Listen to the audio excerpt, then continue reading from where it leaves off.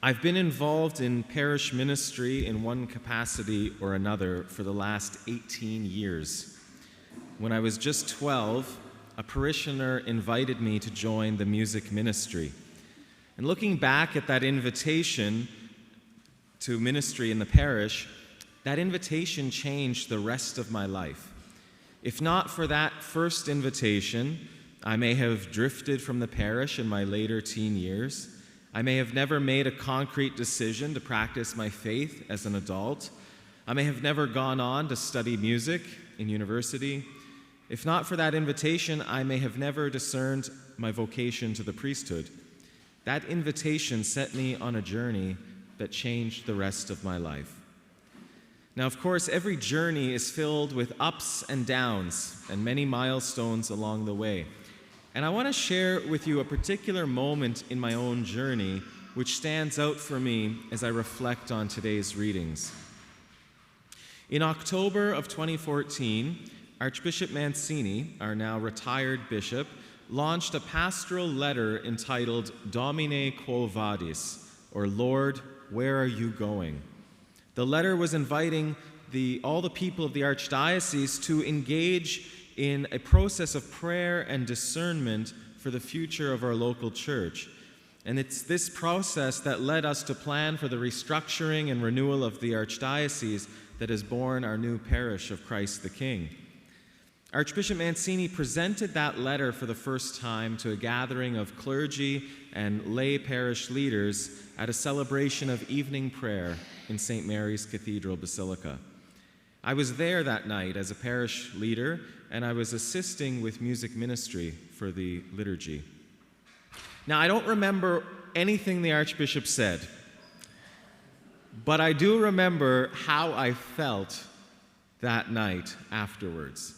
Something in his words and in his vision for the future of our local church caught my attention, and I left the cathedral feeling excited, convicted, and empowered for what he was proposing. And I remember thinking, I don't know where we're headed, but I know I want to go along for the ride. I want to follow where he is leading. And in that moment, I had this freedom and conviction to go on this journey into the unknown. So I want you to consider for a moment if you can think of a similar experience in your own life. My example is church-related, but yours doesn't have to be. It may have been a time when you fell in love and you were prepared to follow your beloved to the end of the earth. It may have been a job opportunity or a career move in which you were prepared to leave everything and jump on the offer. Or maybe you have a friend or relative who convinced you to go on some wild adventure and you decided, why not? Let's go for it. Our readings today highlight this kind of narrative in which God and his prophets are calling and inviting someone to follow them in this new direction and awaiting their response. So how did they respond? In our first reading from the first book of Kings, the prophet Elijah is calling Elisha to be his servant and eventual successor. He indicates this by throwing his mantle on Elisha's shoulders. Now, a mantle is a sort of garment worn by Old Testament prophets that represents their calling from God. So for Elijah to throw his mantle on Elisha indicates that he's next. And Elisha understands that and knows that he must respond to that invitation. And so he says, "Let me kiss my father and my mother, and then I will follow you." So he's hesitating a little bit. But Elijah says to him, "Fine, go. Do what you have to do." And presumably Elisha goes and kisses his father and mother goodbye, but he does something else. Elisha slaughters his 12 yoke of oxen. He boils their flesh, essentially making a stew, and he feeds it to the people. And after that, the reading says Elisha set out and followed Elijah and became his servant. So he may have hesitated at first, but in the end, Elisha chooses to follow Elijah. And he demonstrates this in a radical way by sacrificing the oxen. He's sacrificing his livelihood, his plans for his own life, to follow Elijah. In that moment, Elisha is saying, I don't know where we're headed, but I know I want to go along for the ride. I want to follow where you are leading. In our gospel, Jesus makes a similar call to 3 unnamed bystanders. I'll focus on the latter 2. It goes like this. To another, Jesus said, "Follow me." But he replied, "Lord, first let me go and bury my father." But Jesus said to him, "Let the dead bury their own dead. But as for you, go and proclaim the kingdom of God." Another said, "I will follow you, Lord, but let me first say farewell to those at my home." Jesus said to him, "No one who puts a hand to the plow and looks back is fit for the kingdom." In both of these interactions, we can see that Jesus is upping the ante, so to speak. Unlike Elijah, who patiently waited for Elisha to first kiss his parents before following him, Jesus seems to be looking for an immediate action. Jesus is revealing in this passage that his call and invitation overrides what would have been considered to be matters of the highest social importance to the people of his time, such as honoring family and burying the dead. An immediate response of this kind can be seen in other passages of the Gospels. For example, when Simon Peter and Andrew immediately left their nets and followed Jesus.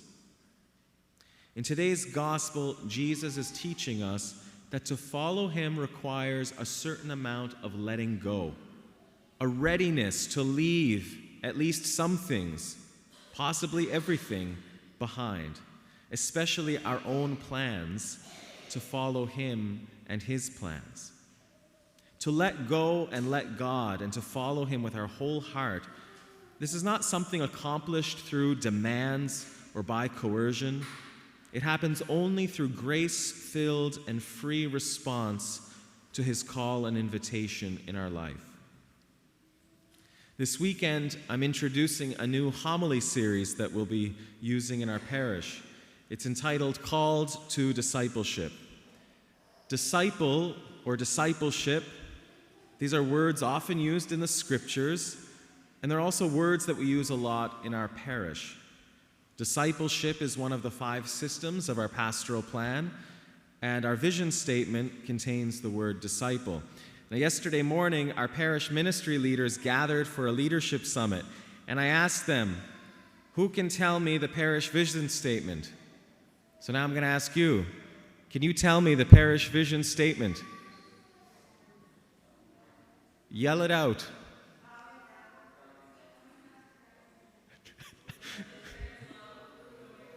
Well, she's on staff, so it doesn't count.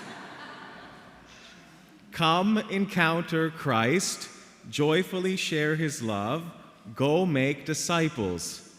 Now say that with me. Come encounter Christ, joyfully share his love, go make disciples. Now say it on your own.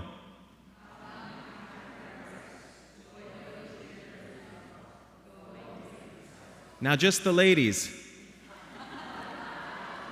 I did that at the summit and they listened. If this is our vision statement, we all better memorize it. That's all I'm saying. But go make disciples. We talk about that a lot. It's in our vision statement. It's in our pastoral plan. Disciple, discipleship, words that we're using a lot. And so often in the church, we throw around church words without explaining them. Or we explain it once or twice, but many of us still don't necessarily get it. These words are among them, disciple and discipleship. For the last 2 weekends in our bulletin, we've had a call for disciples. And we used that word disciple intentionally. And we also knew that we'd be preaching and focusing on disciple in this series. And so disciple is not synonymous with a volunteer or a philanthropist. Disciple is one of those Greek words with nuance and various meanings. And so we want to unpack those meanings by breaking open the Word of God each week. The goal of this 5-week series is to allow the Sunday readings to reveal to us the various dimensions of what it means to be a disciple of Jesus Christ. Today's readings reveal that a disciple is someone who has decided to follow Jesus with freedom and conviction. And Jesus is still calling men and women to be his disciples today. If we go back to my own story, I can tell you with certainty that deciding to follow Jesus was the single greatest decision that I have ever made in my life. So consider for a moment if I had said no.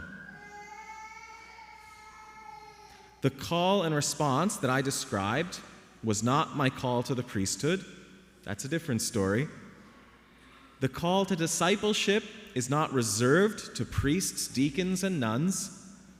The call to discipleship is the call of all the baptized. Therefore, Jesus is calling you to discipleship. Have you heard Jesus calling you personally? How have you responded?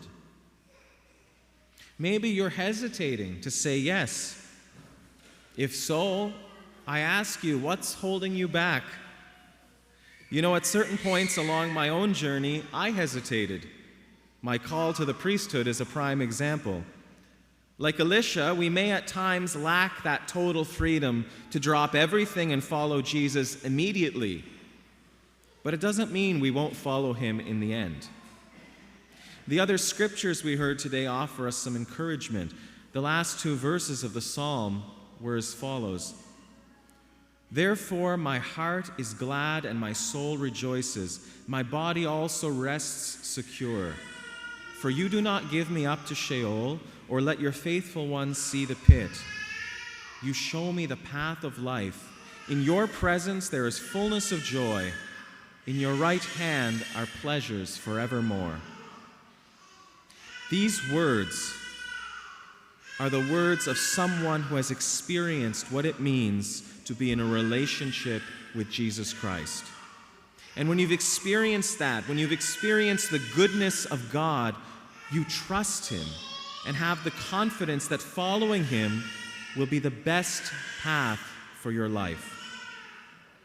The beginning of our second reading, taken from St. Paul's letter to the Galatians, is also important. St. Paul says, brothers and sisters, for freedom, Christ has set us free. Stand firm, therefore, and do not submit again to a yoke of slavery. Sometimes we can get the idea that to follow Jesus means we're going to live a restricted life. But I tell you, to follow Jesus is to be set free, to live the best life you can possibly imagine. Brothers and sisters, we need disciples. The church needs disciples. Christ the King Parish needs disciples. And we need disciples to go and make disciples. And a disciple is someone who has decided to follow Jesus with freedom and conviction. And to follow, we must hear the voice of the Good Shepherd calling us. To follow, we must first experience the tenderness of the Good Shepherd who cares for us. Therefore, to be a disciple, we must first come encounter Christ. To make disciples, we must be disciples. And to be disciples, we must encounter Christ.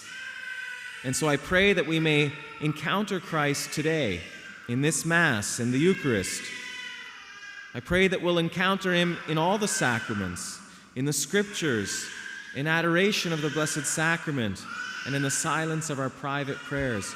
May we hear him calling us, and by his grace, may we all have the strength, the courage, the freedom, and the conviction to leave everything and to follow Jesus. Brothers and sisters, each one of us is called to discipleship.